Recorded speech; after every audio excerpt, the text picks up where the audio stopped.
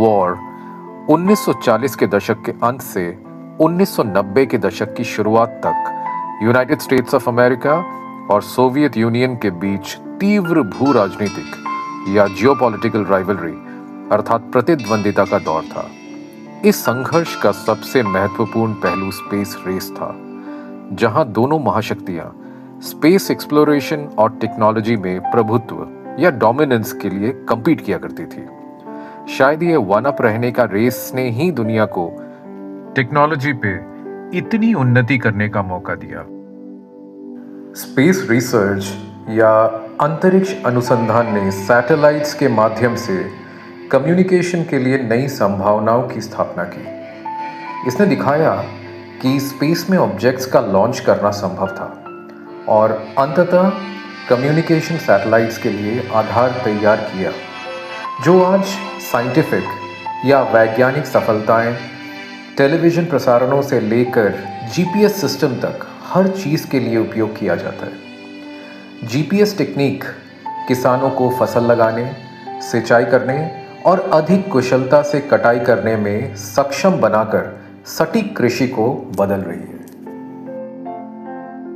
Space exploration की उन्नति और इसी माध्यम से इतनी साइंटिफिक उपलब्धियों के पीछे एक छोटे से जानवर का विशाल हाथ रहा है। आज का वीडियो उसी को डेडिकेटेड है। सभी दर्शकों को मेरा नमस्कार। मेरे चैनल का नाम रियलिटी रिवाइंड है और मैं आपको इस चैनल पर दुनिया भर की दिलचस्प और सच्ची कहानियों की एक श्रृंखला से रूबरू करवाने जा रहा हूँ। ऐसी कहानियाँ जिन्होंने बहुत बड़ा प्रभाव डाला है, लेकिन दुर्भाग्य से उन्हें भुला दिया गया है। आज की कहानी एक ऐसे प्राणी के बारे में है जिसका मेरे दिल में बहुत खास स्थान है। तो देखते रहिए अंत तक। एनिमल्स या जानवर ने हमेशा साइंस, चिकित्सा, टेक्नोलॉजी के क्षेत्र में महत्वपूर्ण भूमिका निभाई है और कभी-कभी ऐसे उदाहरण या फिर तरीकों से जिसने इंसानी इतिहास को नाटकीय मोड़ दिया है। इन सारे एग्जाम्पल्स में सबसे प्रबल नाम है लाइका का। आप में से कई लोगों ने उसकी कहानी सुनी होगी या फिर उसके बारे में सुना होगा, लेकिन आज मैं थोड़ा और विस्तार से बताना चाहूंगा। तो कौन थी लाइका? लाइका, जिसका नाम रूसी भाषा में बार्किंग है, मॉस्को की सड़कों से उठाया गया एक 3 वर्षीय फीमेल स्ट्रे डॉग थी। उसे सोवियत संघ के स्पुतनिक 2 अंतरिक्ष मिशन के लिए चुना गया था। मिशन का मुख्य उद्देश्य ये परीक्षण करना था कि क्या लिविंग ऑर्गेनिज्म यानी जीवित जीव अंतरिक्ष और अंतरिक्ष यात्रा की स्थितियों में जीवित रह सकते हैं। लाइका एक छोटी सी फीमेल डॉग थी जिसका वजन करीब 6 किलोग्राम था, जो उसे अंतरिक्ष यान के अंदर सीमित जगह के लिए एक आदर्श विकल्प बताया गया था। और इसके अलावा उसका स्वभाव शांत और मिलनसार था, जो अंतरिक्ष यात्रा के तनाव को संभालने के लिए महत्वपूर्ण था। साथ ही कैनाइन्स में मादा होने के कारण उसे इसलिए पसंद किया गया क्योंकि उन्हें शारीरिक रूप से नर की तुलना में क्लोज कन्फाइनमेंट यानी नजदीकी बंधन के लिए बेहतर माना जाता था। तो अब इस बिंदु पर आते हैं कि लाइका को पहली पसंद क्यों माना गया और ये सब कैसे तय किया गया। मिशन के लिए सही वॉलंटियर को खोजने की तलाश में डॉग रिक्रूटर्स मादा स्ट्रे डॉग्स का एक झुंड लेके आए, जिनकी डॉक्टरों ने आगे जांच की।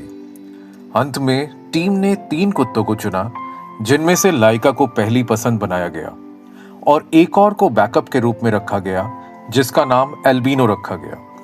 डॉक्टरों ने दोनों कुत्तों की सर्जरी की, उनके शरीर में हार्ट बीट, सांस लेने की दर, ब्लड प्रेशर और पल्स रेट की निगरानी रखने के लिए चिकित्सा उपकरण लगाए। तीनों डॉग्स को अंतरिक्ष यात्रा की कठिनाइयों के लिए तैयार करने के लिए व्यापक प्रशिक्षण दिए गए। उन्हें क्लोज कन्फाइनमेंट या कारावास, स्पेस सूट पहनना और एक विशेष जेल जैसा भोजन खाना सिखाया गया, जो मिशन के दौरान उन्हें जीवित रखेगा। उन्हें 15 से 20 दिनों की अवधि के लिए छोटे बंद बक्सों में रखा गया था। कुत्तों को अक्सर उनके प्रशिक्षण अवधि के दौरान उच्च प्रोटीन, फाइबर युक्त खाद्य जेल जैसे जेली खिलाया जाता था। कुत्तों को उन मशीन के संपर्क में लाया गया जो अंतरिक्ष यान के शोर और अंतरिक्ष यान के उड़ान भरने पर उत्पन्न होने वाली जी फोर्स को उत्तेजित करती थी। उन्हें टेक ऑफ के दौरान होने वाले ग्रेविटेशनल चेंजेस को उत्तेजित या स्टिमुलेट करने के लिए एक सेंट्रीफ्यूज में घुमाया गया था। उन्हें छोटी जगहों पर शांत रहना भी सिखाया गया था और उनकी प्रतिक्रियाओं पर लगातार नजर रखी गई थी। कह सकते हैं कि लाइका की उड़ान का उद्देश्य लंबे समय तक वेटलेसनेस का परीक्षण करना नहीं था। फिर भी उसे जीरो ग्रेविटी कंडीशंस की स्थिति में रखा गया था ताकि उसे ग्रेविटेशन की कमी से उत्पन्न होने वाले भटकाव या डिसोरिएंटेशन से निपटने के लिए प्रशिक्षित किया जा सके। और जैसा मैंने पहले कहा कि सारी परीक्षणों के साथ साथ उनके हेल्थ और वाइटल साइंस पे लगातार स्टडी चलती रही और नजर भी रखी गई। इस मिशन के लिए लाइका को बाकी डॉग से आगे चुने जाने का प्रमुख कारण था कि इतनी सख्त ट्रेनिंग के बाद भी लाइका काफी स्थिर और शांत रही। निश्चित रूप से लाइका का प्रशिक्षण लगभग 3 महीने तक चला और इसमें शारीरिक कंडीशन से लेके मनोवैज्ञानिक तत्परता या फिर साइकोलॉजिकल रेडीनेस तक अंतरिक्ष उड़ान की तैयारी के विभिन्न पहलू शामिल। और फिर वो ऐतिहासिक दिन आया। 3 नवंबर 1957 को अंतरिक्ष यान स्पुतनिक 2 के साथ लाइका को अंतरिक्ष में लॉन्च किया गया। स्पुतनिक 2 को कजाकिस्तान के बैकोनूर कॉस्मोड्रोम से R7 रॉकेट के ऊपर से लॉन्च किया गया। ऑर्बिट में पहुंचने के मामले में यह मिशन सफल रहा और स्पुतनिक 2 अंतरिक्ष में किसी जीवित प्राणी यानी लिविंग ऑर्गेनिज्म को ले जाने वाला पहला अंतरिक्ष यान था। लाइका को एक सील्ड कैबिन में रखा गया था जिसमें एक मॉनिटरिंग सिस्टम था जो उसके महत्वपूर्ण संकेतों को ट्रैक करती थी। डेटा कलेक्शंस का उद्देश्य वैज्ञानिकों को लिविंग ऑर्गेनिजम्स पर अंतरिक्ष यात्रा के प्रभाव को समझने में मदद करना था, विशेष रूप से माइक्रोग्रेविटी, कॉस्मिक रेडिएशन और स्पेस में कठिन एनवायरमेंटल कंडीशंस के संबंध में था। लॉन्च के कुछ ही घंटों बाद स्पेस शटल का वातावरण असहनीय हो गया। लाइका के वाइटल साइंस में अत्यधिक तनाव या एक्सेसिव स्ट्रेस और शरीर में तापमान की वृद्धि के लक्षण दिखाए गए, जो पर्याप्त टेम्परेचर कंट्रोल की कमी के कारण और भी बढ़ गया। कैबिन का तापमान 40 डिग्री से ऊपर पहुंच गया और स्ट्रेस गर्मी के साथ मिलकर लाइका की हीट स्ट्रोक और कार्डियक अरेस्ट से मृत्यु का कारण बना। लाइका की मृत्यु लॉन्च के 5 से 7 घंटे के भीतर हुई और सोवियत अधिकारियों ने शुरू में बताया कि वो कई दिनों तक जीवित रही। दशकों बाद इस तेजी से हुई मौत के बारे में सच्चाई सामने आई क्योंकि सोवियत वैज्ञानिकों ने शर्मिंदगी और मिशन के बारे में नेगेटिव प्रेस से बचने के लिए विवरण को रोक दिया था। विडंबना देखिए, लाइका को यात्रा के लिए प्रशिक्षित और तैयार तो किया गया, लेकिन जिंदा वापस लाने की कोई प्लानिंग नहीं की गई। उस समय अंतरिक्ष में जीवों को सुरक्षित वापस लाने की टेक्नोलॉजी मौजूद ही नहीं थी। जाने अनजाने में उसने हमारे लिए पूरे ब्रह्मांड के द्वार खोल दिए।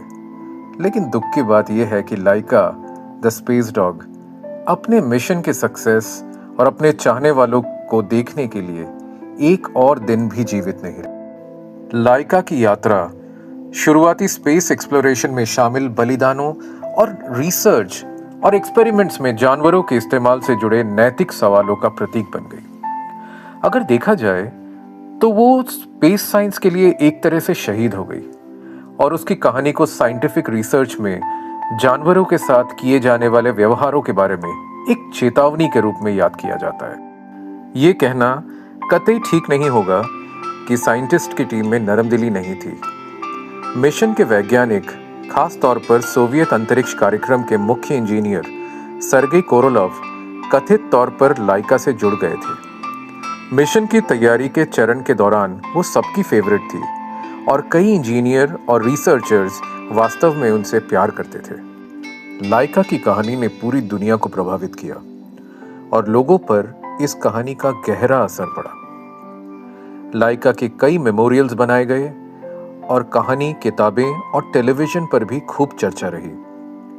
2015 में रूस ने मॉस्को मिलिट्री रिसर्च फैसिलिटी में एक रॉकेट के ऊपर लाइका की नई स्मारक प्रतिमा का इनॉग्रेशन किया। लाइका की कहानी आज भी वेबसाइट, यूट्यूब वीडियोस, कविताएं और बच्चों की किताबें और दुनिया भर में कई फोक और रॉक ग्रुप्स ने उन्हें गीत समर्पित किए हैं। और एक फिनिश बैंड ने तो खुद को लाइका एंड द कॉस्मोनॉट्स कहा। लाइका ने मानव अंतरिक्ष यान का मार्ग प्रशस्त किया, लेकिन इस प्रक्रिया में दुखद रूप से अपनी जान भी गंवा दी। दोस्तों, एक जानवर का जीवन किसी भी तरह इंसानों से कम नहीं है और लाइका की कहानी एनिमल राइट्स के लिए लड़ाई का प्रमुख प्रतीक है। आइए आशा करते हैं कि किसी अन्य प्राणी को लाइका जैसा भाग्य ना सहना पड़े और हम उसके बलिदान को बहुत कृतज्ञता से याद करें।